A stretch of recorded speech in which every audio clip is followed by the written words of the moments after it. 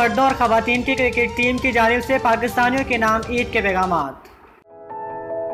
बचपन में जिद करके अब्बू के साथ कुर्बानी का जानवर लेने जाना, बकरे, गाय और बैल को गलियों में घुमाना, बारबेक्यू की तैयारी के लिए रिश्तेदार के घर जाना। मैं अपनी सहेलियों के साथ तफरी मकामात पर जाया करती थी। ये सब तो ईद उल अज़हा के रंग हैं, मगर इस ईद का पैगाम एहसार और कुर्बानी।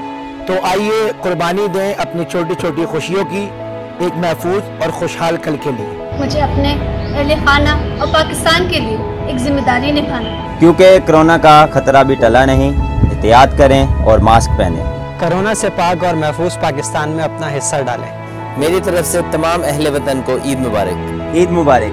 मेरी तरफ से सबको ईद मुबारक। आप सबको मेरी तरफ से ईद मुबारक। आप सबको मेरी तरफ से ईद उल अज़हा मुबारक हो। तमाम पाकिस्तानियों को ईद उल अज़हा की बहुत बहुत मुबारकबाद। ईद मुबारक।